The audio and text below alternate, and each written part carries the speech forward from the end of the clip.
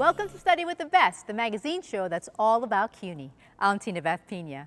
On today's episode, we'll take a look at infrastructure through a CUNY lens. From parks and transportation to the history of the housing movement, we've got that and so much more.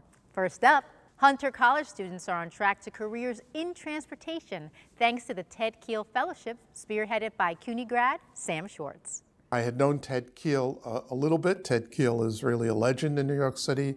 He was a colleague of Martin Luther King Jr. And one of the things that Ted Kheel said early on is transportation is very much a civil rights issue.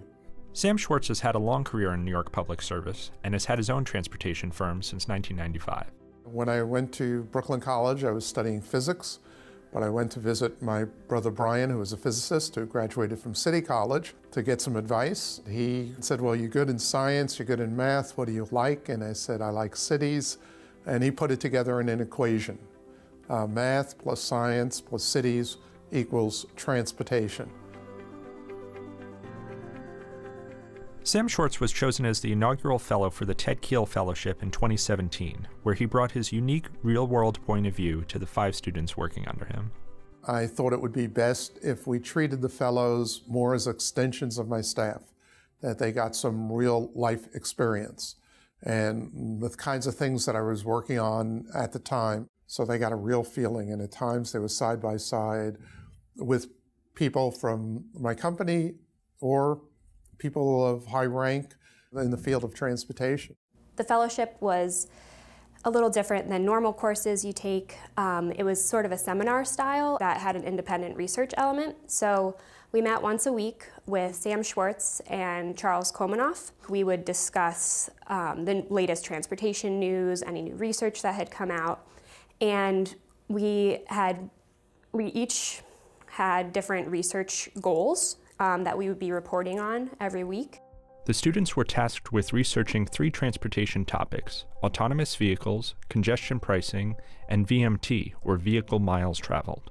So we looked back until 1980 to see the trends of vehicle miles traveled, and it's ebbed and flowed with recessions and different things that were happening nationally. And then we tested that against other trends that were happening. So we found that changes in gas prices are a determinant of how much people drive nationally, as well as GDP. When GDP is high, people drive more. When it's lower, people drive less. In New York City, there have been discussions about autonomous vehicles on city streets, and the students' research was invaluable. Clearly there are benefits, but there are a lot of disbenefits. There are many problems, and the impact that those vehicles will have on the city, or any city around the world, can be quite extreme. If we allow for private ownership of autonomous vehicles and we encourage the patterns we have now, we're in a lot of trouble. And so the students really identified that, worked on it, and also came up with some alternatives that could make life better in the future. In terms of the Move New York plan, that's the plan. A lot of people call it congestion pricing, but it's more of a master plan for New York City. One of the biggest problems we had was selling it to the borough of Queens. So students went out to Queens, talked to elected officials, talked to community leaders, tried to get a sense of the pulse of what the reaction of Queens people was to Move New York, and we learned a good deal of that. And now we're plotting ahead, working with people in Queens, and hope to make some good use of the results of that study. What was really great about the Kheel Fellowship is that all of the students are currently working in transportation in some capacity. So 3 of us are working at New York City Department of Transportation as interns. Trevor is in the GIS department. Atara is looking at different ways to use space under elevated rail lines, so under the L. And then I work in the economic analysis department, so that really connected almost perfectly to the work I did with the Kheel Fellowship. Sam Schwartz sees a bright future for the fellowship. I was delighted to be the inaugural Ted Kheel Fellow. I think it's an excellent opportunity for Hunter, for its students, for Roosevelt House, to continue in the steps that Ted Kheel set, and that is transportation should be equitable, and transportation is part of the lifeblood of the city.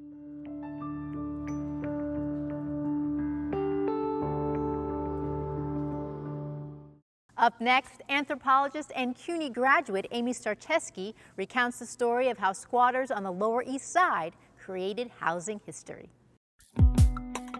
By the 1980s, the city ended up owning tens of thousands of vacant apartment buildings and even apartment buildings that were occupied.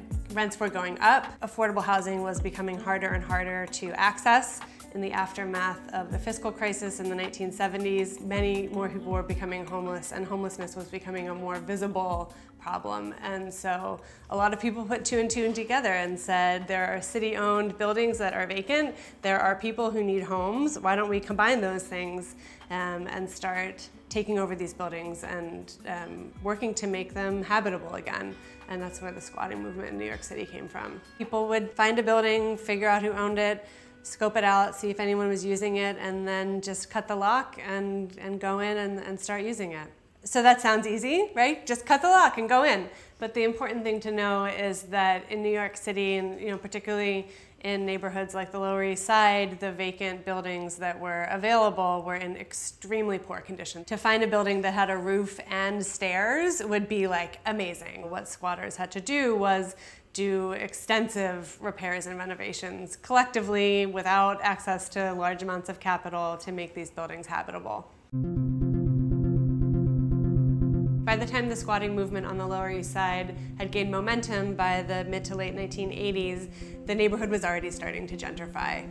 Capital was coming back, this real estate was becoming valuable again, and squatters had to fight both with the city and with other housing activists and nonprofits to keep these buildings. So there were a lot of evictions, there were fires, there were lots of different ways that squatters lost buildings, but they kept about a dozen up until the late 1990s, by which point the city was very adamantly no longer interested in being the landlord of last resort. Because squatters had resisted eviction so powerfully, the city couldn't sell these buildings to people with squatters in them. The city couldn't evict the squatters without a huge expense and a public relations disaster. Because these were families, people who had worked hard and built their homes out of something that no one else had seemed to want at the time. Eventually, under the Giuliani administration, believe it or not, the squatters in the city made a deal. 11 of the remaining squats on the Lower East Side would be converted into limited equity low-income co-ops. They would be sold to a nonprofit intermediary for $1 each. That nonprofit would take out loans on the squatters' behalf to renovate the buildings and bring them up to code. Once the buildings were legally inhabitable, they would be transferred to the squatters and become co-ops. They would be transferred along with those loans that had been taken out. And so the squatters would get their buildings, but they would also get mortgages. The deal was agreed to in 2002, and the first building finished the process in 2009. Now in 2018, 16 years after that deal was made, there are a few buildings that are still in the final stages of becoming legal co-ops. This building was opened as a squat in 1989, and in 2015 they became a legal co-op. Many squatters occupied buildings on the Lower East Side not because they wanted to eventually own a co-op, but because they wanted a space to live that they could control, where they could have the kinds of social relations with their neighbors that they wanted, where they could build their own housing rather than having to work all the time to pay rent. Squatters had organized themselves as cooperatives in the context of not having any legal rights to these buildings. They had created structures that worked for them to collect dues, to manage their spaces, and all of that had to change when they became homeowners.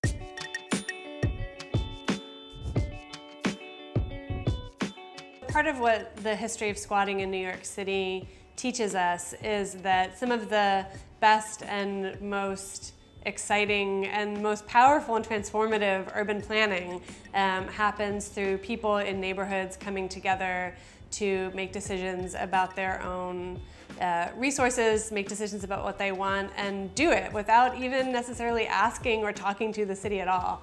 You could think of that as urban planning from below. The Lower East Side was the only place that had a movement quite like this, partially because of the local influences of urban homesteading, of DIY punk, of European squatting, which gave people ideas here that they didn't have in other places. I really think that we can't have sustainable and inclusive cities without some plan for decommodifying more of our land and our housing. I think that when land is something to make a profit off of rather than to use, there are always going to be significant parts of the population that don't get to use space in the ways that they need to survive and to enjoy this place that belongs to all of us and that we all have worked together to make.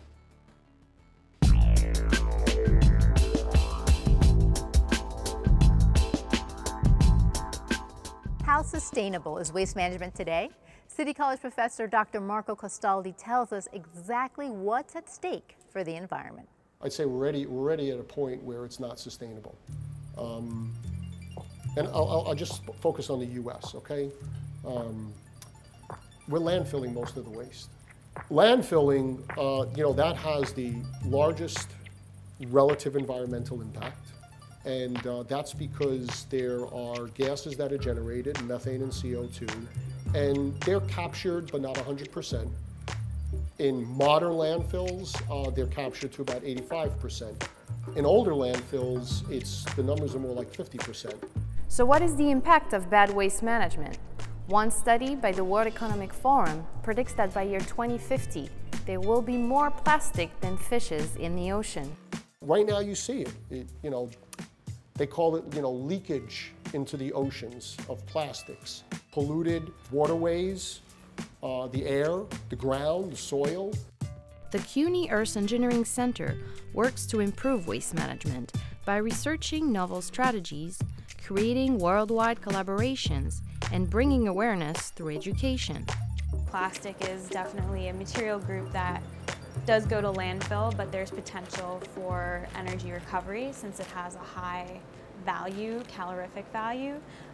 So we work with a company where they change it into an oil via pyrolysis.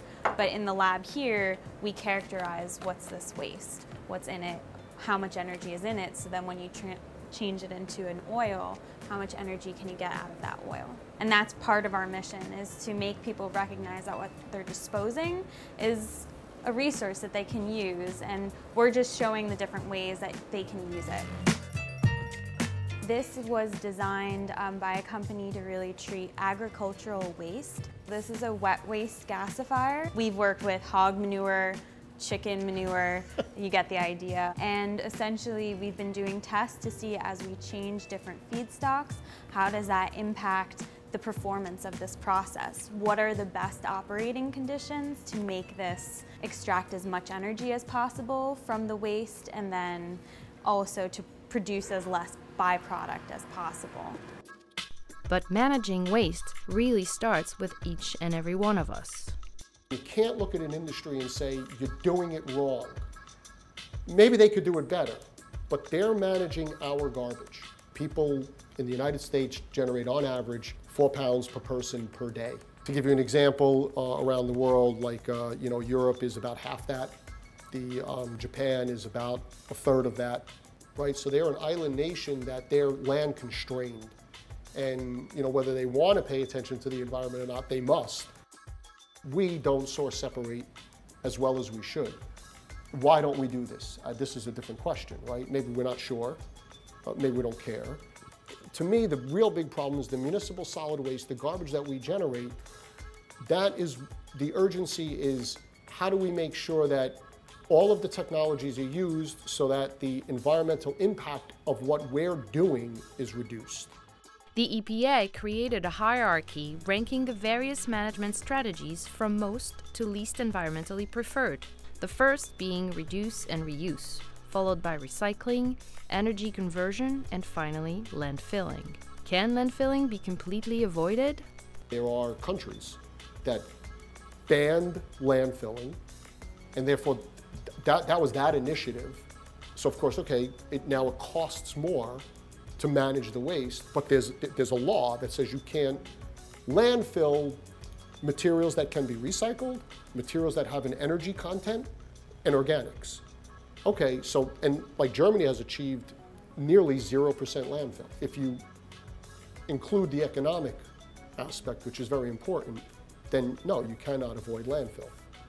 But if you say, I just want to do something good for the environment and forget the economics, then there are solutions and technologies out there that would greatly reduce it.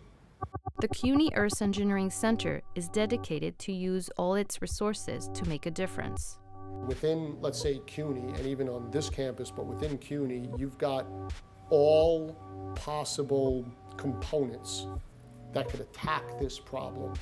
You got the science, the engineering, but then we've got the policy schools, we've got the journalism school, we've got CUNY TV to disseminate information. And then again, in the kind of information and data that we generate, you know, maybe the Collins Powell School of Public Policy could help us craft the right message. So, you know, is CUNY like a one-stop shop for all of that? For sure. If you want to learn more, check out the Earth Engineering Center at City College. I'm Maria Vemi for Study with the Best. The parks are the crown jewels of our city. So what does it take to keep them functioning? City College professor John Krinsky explains.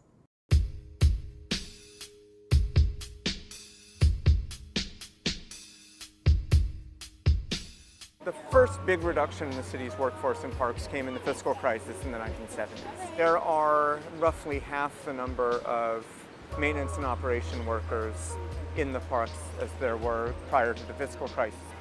You have private organizations like the Madison Square Park Conservancy, but really first like the Central Park Conservancy, that started to replace the public workforce with its own private employees. You have Madison Square Park Conservancy, you have the Bryant Park Corporation, which also has its own private workforce. There's a private workforce in the Prospect Park Alliance, but that has a mixed workforce, and that's a model that's been used in a number of different conservancies.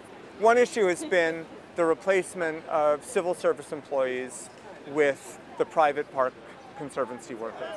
But another one has been the displacement of these regular workers with all manner of other workers that do the work for a lot less money or for free. So first you had workfare.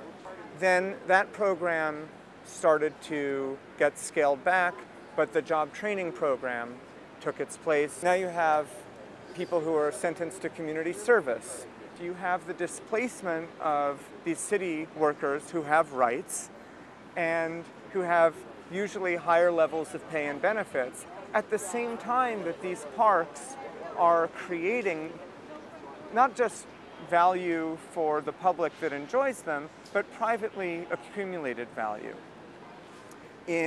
especially in the form of either commercial activity like the Shake Shack, which is right behind you, or real estate values. So you have, for example, behind the camera, 2 enormous new buildings designed by international starchitects. If you combine that, this private value provided by parks, with the lowering of the labor standards that are maintaining those parks, that seems to me to be a really, really problematic state of affairs. To the extent that these private conservancies are responsible for raising the money themselves to maintain the parks, they're going to often change the concessions in the park. So in Bryant Park, for example, the concessions have become steadily more expensive. And it sends a message to parks users about who this park is really for, or who the whole enjoyment of this public space is really for. So of course, you can be dirt poor and sit on a chair in Bryant Park and nobody will disturb you. But you cannot enjoy all of the park's amenities. If you have enough money for a hot dog, you still can't because there's not the hot dog vendor. And that's been reproduced particularly in the Midtown Park. So the string that goes from Bryant Park to Madison Square to Union Square, actually down to Washington Square.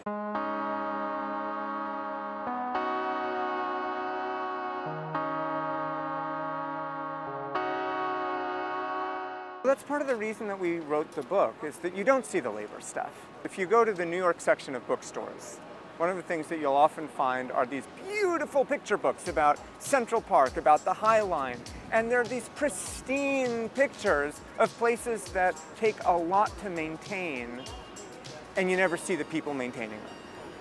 Even in Central Park, where if you actually visit it, there are these ubiquitous little golf carts that the Central Park Conservancy workers ride and they do everything with. You never see those in the pictures. And so one of the things that we are interested in as sociologists is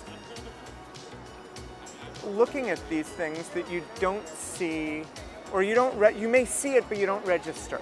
I think we also have to rethink the way that we do public services in a way that is more accountable publicly and more accountable to the people who do the work, because we've really moved away from that, and I think to our detriment as a society.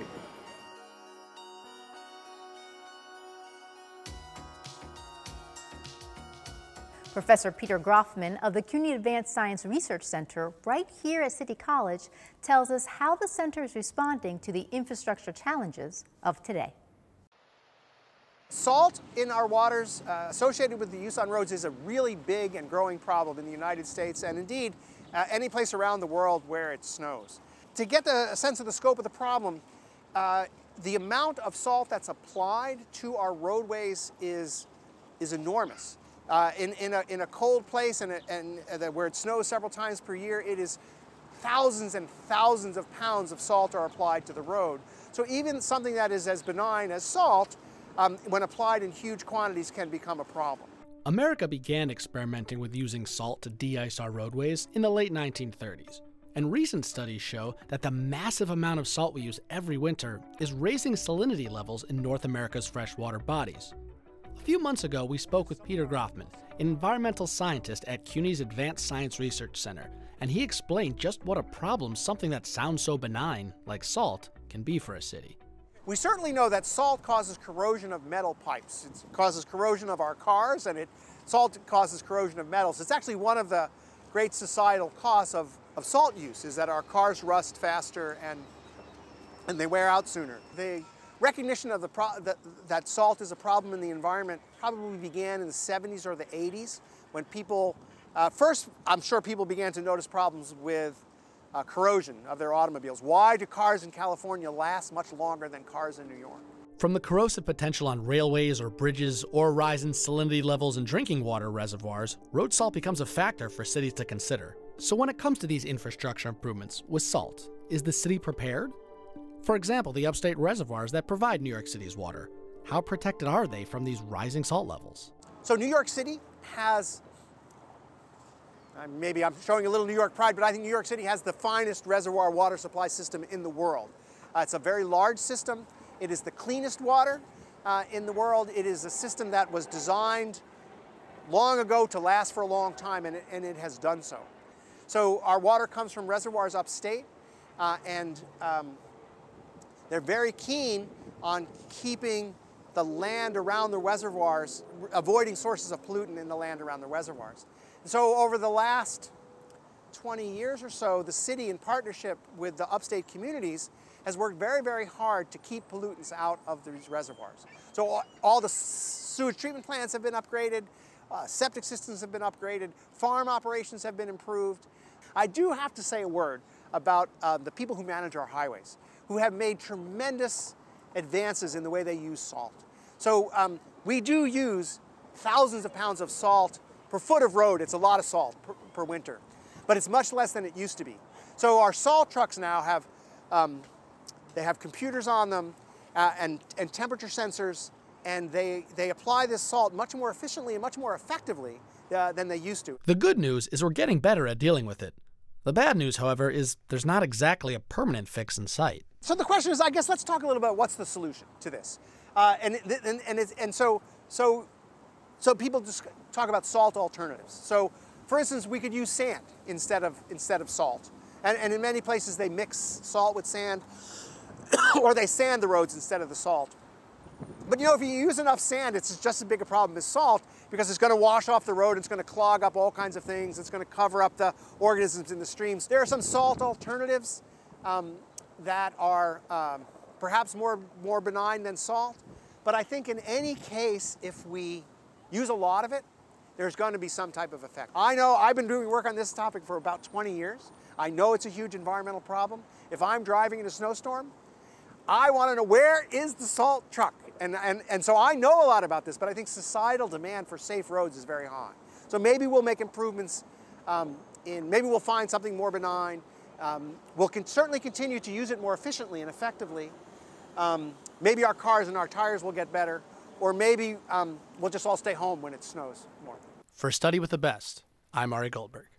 That's our show for today. For more information on any of our stories, log on to our website at CUNY.TV or check out our Study with the Best Facebook page. Thanks for watching, and I'll see you next time. Bye.